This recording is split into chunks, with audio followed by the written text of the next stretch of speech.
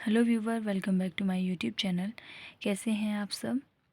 तो आज की वीडियो में हम लोग बात करने वाले हैं राष्ट्रीय कृमि मुक्ति दिवस के बारे में, जो कि पूरे देश में मनाया जाता है। और क्यों मनाया जाता है इसके बारे में आज हम चर्चा करेंगे। तो चलिए करते हैं वीडियो को शुरू। तो यहाँ पे एक स्टोरी के माध्यम से जो है बताने की कोशिश की जा रही है कि ये जो कृमि यानी कि जो कीड़े हैं कृमि वाले, तो ये किस तरह से हमारे शरीर में जो है प्रवेश करते हैं। तो यहाँ पे जो है ये लड़की है, इसका नाम स्वाति है। तो यहाँ पे एक कहानी के माध्यम से बताने की कोशिश की जा रही है कि किस तरह से जो है बच्चों में ये कीड़े जो है प्रवेश करते हैं। तो गांव के दूसरे बच्चों की तरह स्वाति भी अक्सर खुले में शौच जाती थी। वह अक्सर नंगे पैर घर के बाहर खेलती है और हाथ धोए बिना ही खाना खाती है। हाल ही में स्वाति की मां ने देखा कि उसे लगातार पेट दर्द रहता है। दस्त और कमज़ोरी के कारण वह रोज़ाना स्कूल भी नहीं जा पाती है।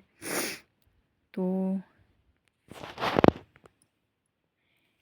फिर यहाँ पे जो है जो स्वाति की मम्मी हैं वो कहते हैं कि स्वाति के पेट में दर्द क्यों रहता है। संभव है कि स्वाति के पेट में कृमि हो। ये कृमि क्या है? तो कृमि जो है इसके बारे में आज हम चर्चा करेंगे। तो कृमि क्या है? कृमि परजीवी होते हैं जो जीवित रहने के लिए मनुष्यों की आंत में रहते हैं। बच्चों में आमतौर पर 3 तरह के कृमि जो है पाए जाते हैं। एक है राउंड वाले कृमि, जैसे कि आप पिक्चर में देख पा रहे होंगे। दूसरे है व्हिप कृमि और तीसरे है हुक कृमि यानी कि हुक फॉर्म। तो ये 3 तरह के जो कीड़े हैं ये जो हैं मनुष्यों की आंतों में रहते हैं।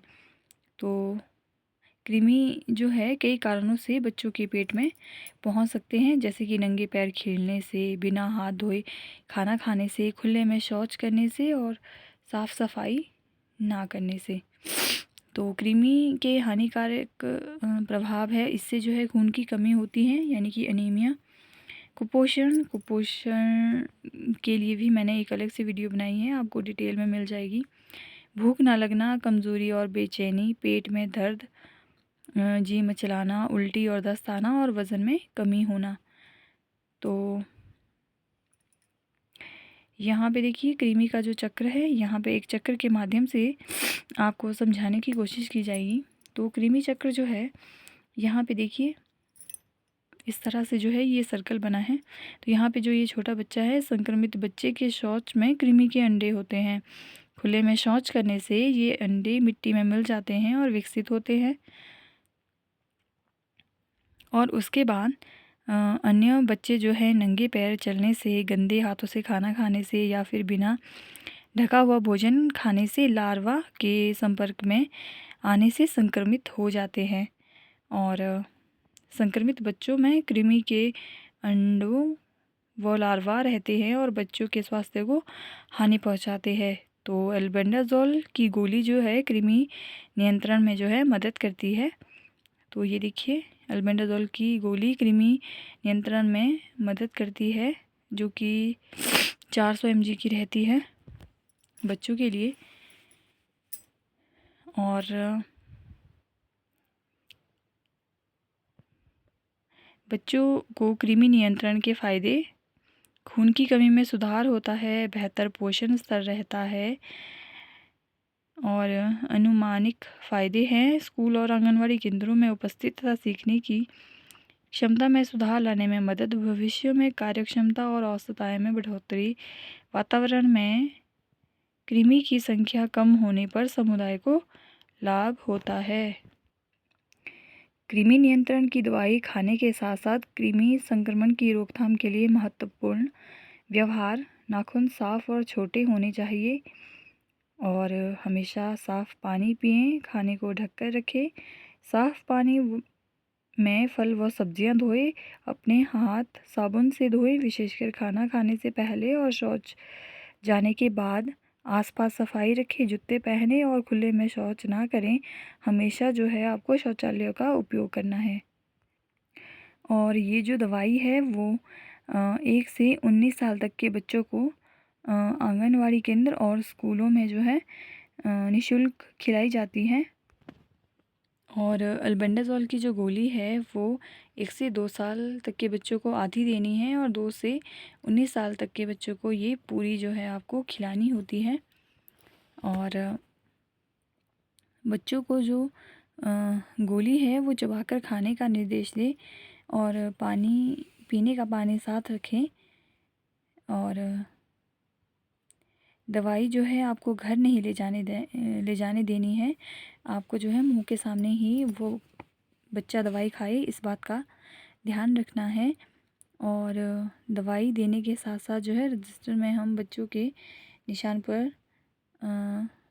सही का निशान लगाएंगे ताकि पता चले कि कौन कौन से बच्चे खा रहे हैं और कौन से अनुपस्थित है जिनको बाद में खिलाया जा सके। और जो बच्चे बीमार है या अन्य कोई दवाई ले रहे हैं उन्हें कृमि नियंत्रण की दवाई नहीं खिलानी है। जो बच्चे राष्ट्रीय कृमि मुक्ति दिवस पर किसी भी कारण से छूट जाते हैं उन्हें मॉपअप दिवस पर देनी है और बच्चों के नाम के सामने सही का निशान लगाना है। आमतौर पर जो है प्रश्न पूछे जाते हैं कि सभी बच्चों को कृमि नियंत्रण की दवाई क्यों देनी चाहिए, जबकि कुछ बच्चे बीमार प्रतीत नहीं होते हैं। तो कृमि चक्र की रोकथाम के लिए यह दवाई देना आवश्यक है। हो सकता है कि कृमि के संक्रमण के प्रभाव तुरंत दिखाई न दे, लेकिन वे बच्चों के स्वास्थ्य, शिक्षा और संपूर्ण विकास को लंबे समय तक नुकसान कर सकते हैं। कृमि नियंत्रण की दवाई कृमि संक्रमण की रोकथाम करती है और कृमि नियंत्रण की दवाई बच्चों को के लिए बहुत सुरक्षित और असरदार है, जिसे कि WHO, वर्ल्ड हेल्थ ऑर्गेनाइजेशन और स्वास्थ्य मंत्रालय, भारत सरकार ने कृमि नियंत्रण कार्यक्रम के लिए संतुलित किए हैं। प्रत्येक बच्चे में कृमि संक्रमण की जांच करना सरल नहीं है। इससे बेहतर है कि एक निर्धारित कृमि मुक्ति दिवस पर सभी 1 से 19 वर्ष तक के बच्चों को यह दवाई दी जाए। और कृमि की दवाई से बच्चों के संपूर्ण शारीरिक और मानसिक विकास में मदद मिलती है। यह दवाई खाली पेट खिलाई जा सकती है क्या? तो जी हाँ, यह खाली पेट दी जा सकती है। दवाई चबाकर खाने का निर्देश दें और 1 से 2 वर्ष के बच्चों को आधी गोली आप चाहे तो चूस कर या फिर उसका चूरा सा बनाकर पानी में मिक्स करके जो है दे सकते हैं।